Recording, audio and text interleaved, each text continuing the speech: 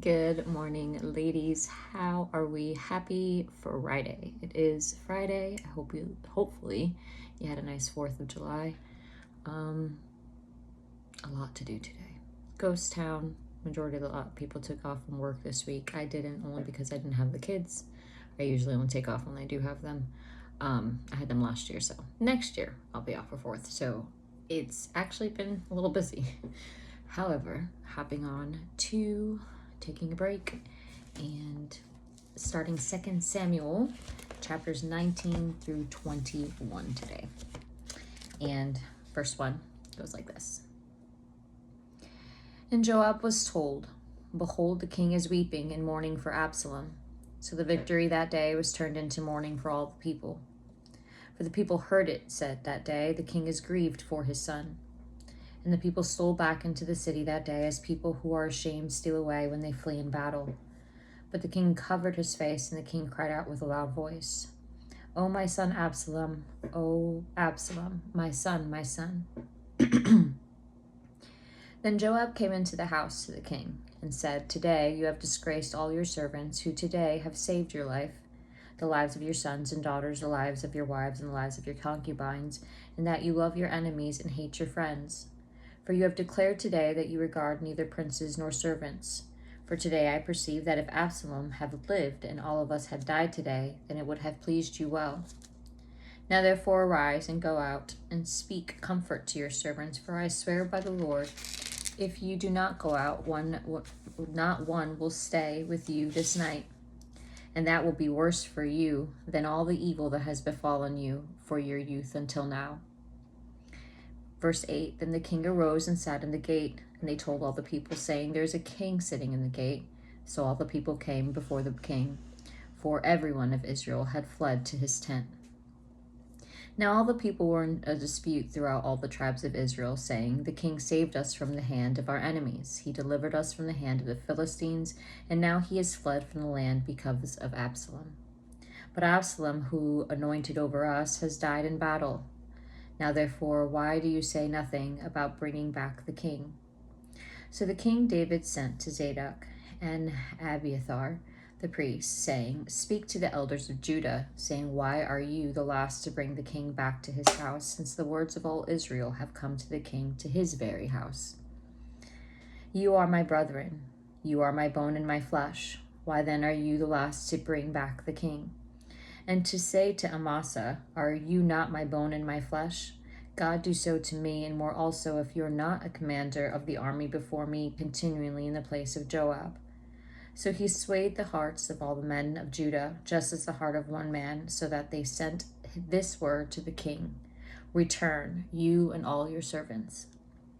Then the king returned and came to Jordan, and Judah came to Gilgal and go to meet the king, to escort the king across the Jordan. Verse 16, And Shimei, the son of Gera, a Benjaminite, who was from Behurim, hurried and came down with the men of Judah to meet King David. There was 1,000 men of Benjamin with him, and Ziba the servant of the house of Saul, and his 15 sons, and his 20 servants with him. And they went over the Jordan before the king. Then a ferry boat went across to carry over the king's household, and to do what he thought good. Now Shimei, the son of Gera, fell before the king when he had crossed the Jordan. Then he said to the king, "Do not let my lord impute iniquity to me, or remember what wrong your servant did on the day that my lord the king left Jerusalem, and that the king should take it to heart. For I, your servant, know that I have sinned.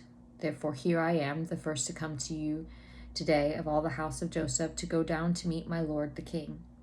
But Abishai, the son of Zeruiah, answered and said, "Shall not Shimei be put to death for this? Because he cursed the Lord's anointed." And David said, "What have I to do with you, you sons of Zeruiah, that you should be adversaries to me today? Shall any man be put to death today in Israel? For do I not know that today I am king over Israel?" Therefore the king said to Shimei, "You shall not die." And the king swore to him. Verse 24, Now Mephibosheth, the son of Saul, came down to meet the king. And he had not cared for his feet, nor trimmed his mustache, nor washed his clothes from the day the king departed until the day he returned in peace. So it was, when he had come to Jerusalem to meet the king, that the king said to him, "Why did you not go with me, Mephibosheth?"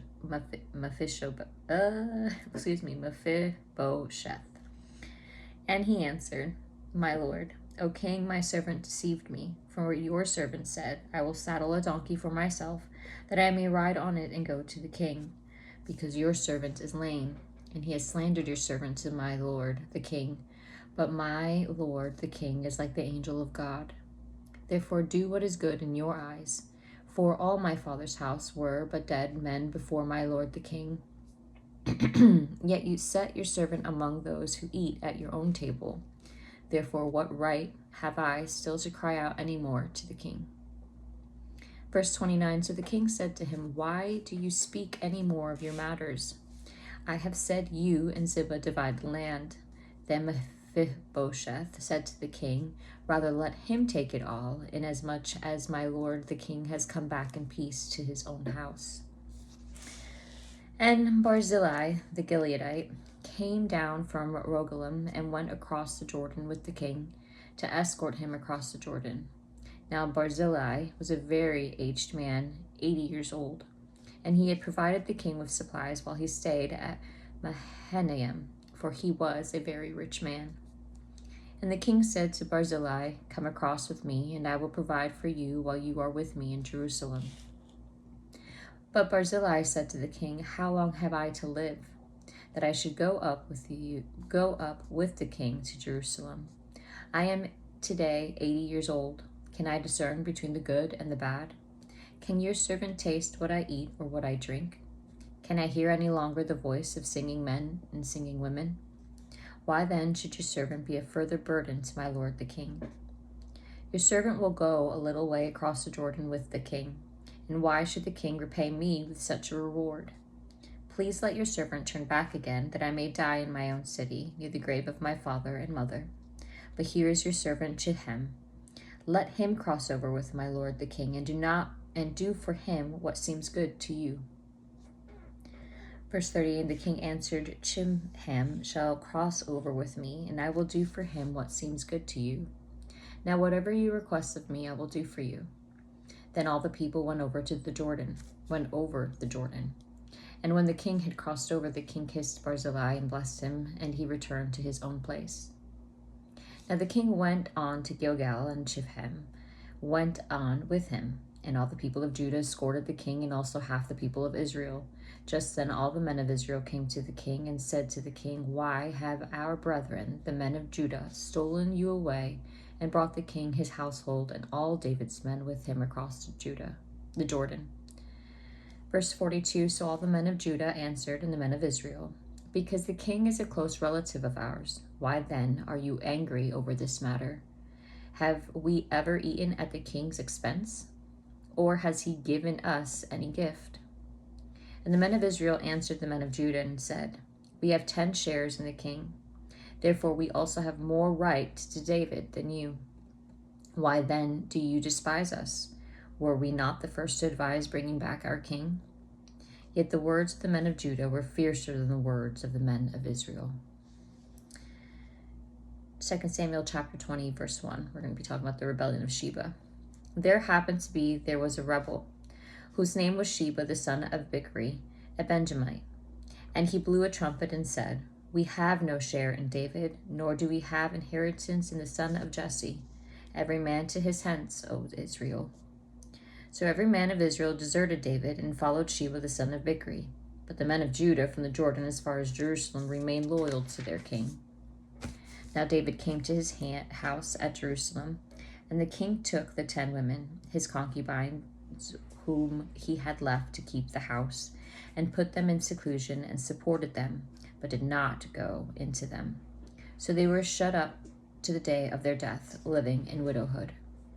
And the king said to Amasa, "Assemble the men of Judah for me within 3 days, and be present here yourself."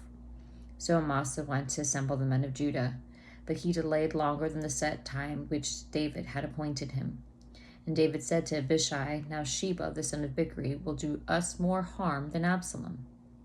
Take your Lord's servants and pursue him, lest he find for himself fortified cities and escape us. So Joab's men with the Cherethites, the Pelethites, and all the mighty men went out after him. And they went out of Jerusalem to pursue Sheba, the son of Bichri. Verse 8, when they were at the large stone, which is in Gibeon, Amasa came before them. Now Joab was dressed in battle armor. On it was a belt with a sword fastened in its sheath at his hips. And he was going forward. It fell out. Then Joab said to Amasa, "Are you in health, my brother?" And Joab took Amasa by the beard with his right hand to kiss him.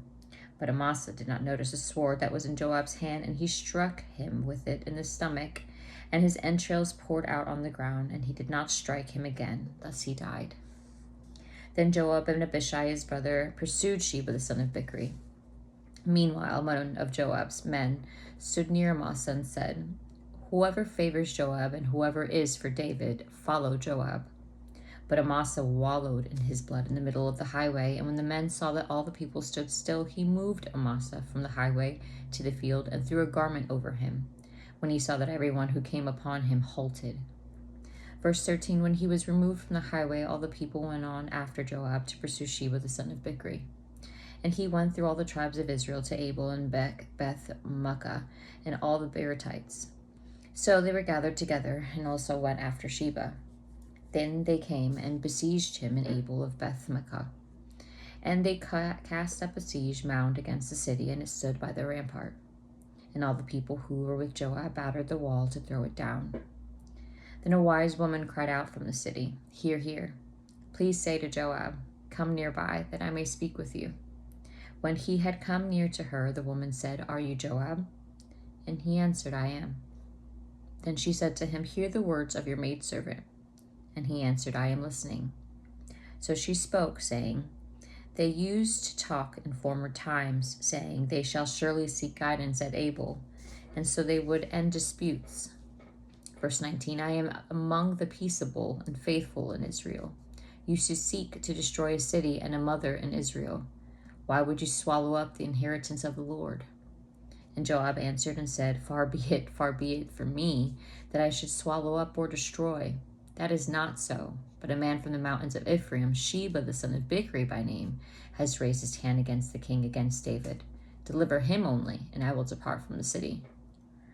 So the woman said to Joab, 'Watch, his head will be thrown to you over the wall.'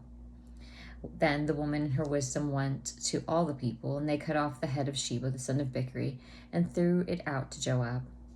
Then he blew a trumpet, and they withdrew from the city, every man to his tent. So Joab returned to the king at Jerusalem. Verse 23, and Joab was over all the army of Israel. Benaiah the son of Jehoiada was over the Cherethites and the Pelethites. Adoram was in charge of revenue, and Jehoshaphat, the son of Ahilud, was a recorder. Sheba was the scribe, Zadok and Abiathar were the priests, and Ira the Jerite was the chief minister under David. 2 Samuel chapter 21, we'll be talking about David avenges the Gibeonites, and verse 1 goes like this. Now there was a famine in the days of David for 3 years, year after year, and David inquired of the Lord. And the Lord answered, "It is because of Saul and his bloodthirsty house, because he killed the Gibeonites." So the king called the Gibeonites and spoke to them. Now the Gibeonites were not of the children of Israel, but of the remnant of the Amorites. The children of Israel had sworn protection to them, but Saul had sought to kill them in his zeal for the children of Israel and Judah. Therefore David said to Gibeonites, "What should I do for you? And with what shall I make atonement, that you may bless the inheritance of the Lord?" And the Gibeonites said to him, "We will have no silver or gold from Saul or from his house, nor shall you kill any man in Israel for us." So he said, "Whatever you say, I will do for you." Then they answered the king, "As for the man who consumed us and plotted against us, that we should be destroyed from remaining in any of the territories of Israel. Verse 6, let 7 men of his descendants be delivered to us, and we will hang them before the Lord in Gibeah of Saul, whom the Lord choose. And the king said, whom the Lord chose, And the king said, "I will give them." But the king spared Mephibosheth, the son of Jonathan, the son of Saul, because of the Lord's oath that was between them, between David and the Jonathan, the son of Saul. So the king took Armani and Mephibosheth, the 2 sons of Rizpah and the daughter of A, whom she bore to Saul, and the 5 sons of Michal, the daughter of Saul, whom she brought up for Adriel, the son of Barzillai, the Mahalathite. And he delivered them into the hands of the Gibeonites, and they hanged them on the hill before the Lord. So they fell, all 7 together, and were put to death in the days of harvest, in the first days, in the beginning of barley harvest. Verse 10, Now Rizpah, the daughter of Ai, took sackcloth and spread it for herself on the rock, from the beginning of the harvest until the late rains poured on them from heaven. And she did not allow the birds of the air to rest on them by day, nor the beasts of the field by night. And David was told that Rizpah, the daughter of Ai, the concubine of Saul, had done. In verse 12, Then David went and took the bones of Saul and the bones of Jonathan his son from the men of Jabesh Gilead, who had stolen them from the street of Beth-shan, where the Philistines had hung them up after the Philistines had struck down Saul and Gilboa. So he brought up the bones of Saul and the bones of Jonathan his son from there, and they gathered the bones of those who had been hanged. They buried the bones of Saul and Jonathan his son in the country of Benjamin and Zelah, in the tomb of Kish his father. So they performed all that the king commanded, and after that God heeded the prayer of the land. When the Philistines were at war again with Israel, David and his servants with him went down and fought against the Philistines, and David grew faint. The Ishbi-Benob, who was one of the sons of the giant, the weight of whose bronze spear was 300 shekels, who was bearing a new sword, thought he could kill David. But Abishai, the son of Zeruiah, came in his aid, and struck the Philistine and killed him. Then the men of David swore to him, saying, You shall not go no more with us to battle, lest you quench the lamp of Israel. Now it happened afterward that there was again a battle with the Philistines at Gob. Then Sibbecai, the Hushathite, killed Saph, who was one of the sons of the giant. Again there was war at Gob with the Philistines, where Elhanan, the son of Jehoram, the Bethlehemite, killed the brother of the Goliath, the Gittite, the shaft of whose spear was like a weaver's beam. Verse 20, Yet again there was war at Gath, where there was a man of great stature, who had 6 fingers on each hand and 6 toes on each foot, 24 in number. And he was also born to the giant. So when he defied Israel, Jonathan the son of Shimei, David's brother, killed him. These 4 were born to the giant in Gath, and they fell by the hand of David and by the hand of his servants. And that is all for today's Bible study, ladies. A lot to pack in. A lot's happening. David's not seeking favor, and we probably know why. Rough waters he treaded. So if you'd like to discuss, send me a message. Hopefully you're having an amazing day to an awesome weekend ahead, and let's get the rest of the week finished on a good note. Talk to y'all soon. See you Monday.